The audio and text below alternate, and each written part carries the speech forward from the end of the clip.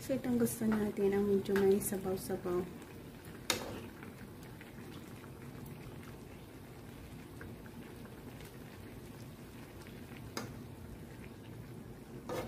Naglagay tayo ng cooking oil para sa pag-isa natin ang ating onion, garlic, tomato, at ginger. Ayan, una natin ang ginger natin.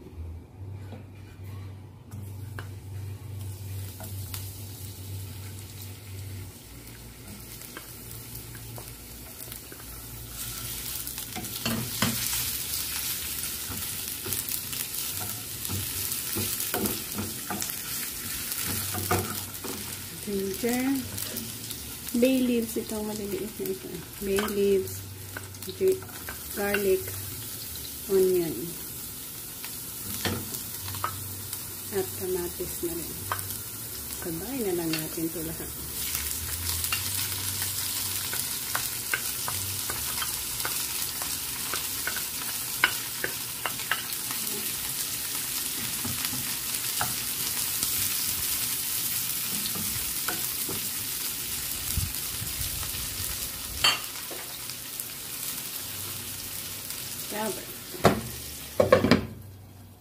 Yan, check nga natin. Oh, ang bango. Ang kanyang pagkakaluto ng bawang natin. Hindi na sunog.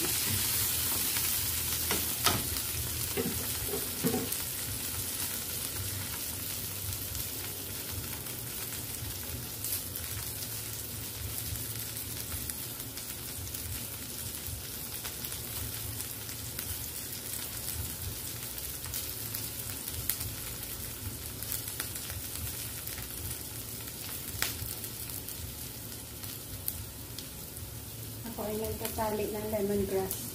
Dahil sa lagyan natin siya ng lemongrass. Sabay natin sa pag-isa ang ating lemongrass. Taliin natin para hindi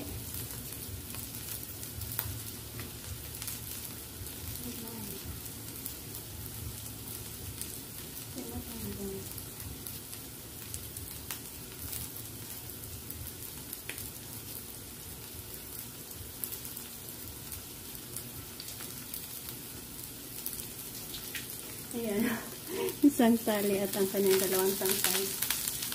And, ilagay natin ang ating pusti tayo dyan.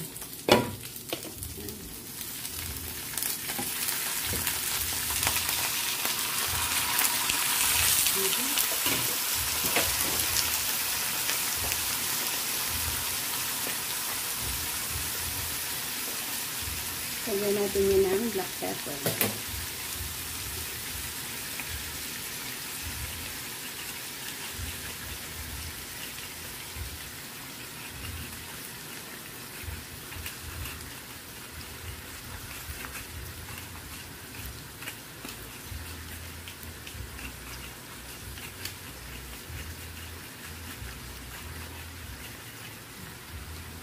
More than enough.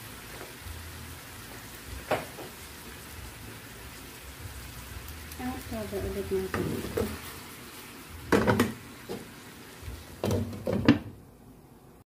Ayan, check natin. Wow. Kulong-kulok na.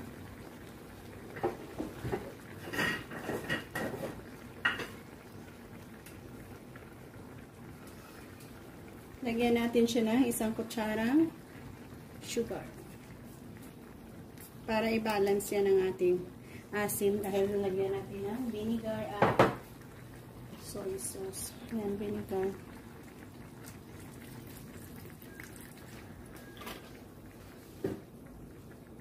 Lagyan para natin ng soy sauce.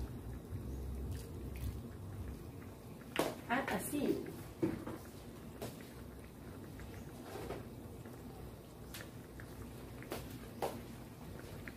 Yan. Cover. Ayan, ang bango na. Mag-add tayo ng last touch natin. 2 siling mahaba. Ayan, siling mahaba. Ayan. Lemongrass. So, itong gusto natin ang medyo may sabaw-sabaw.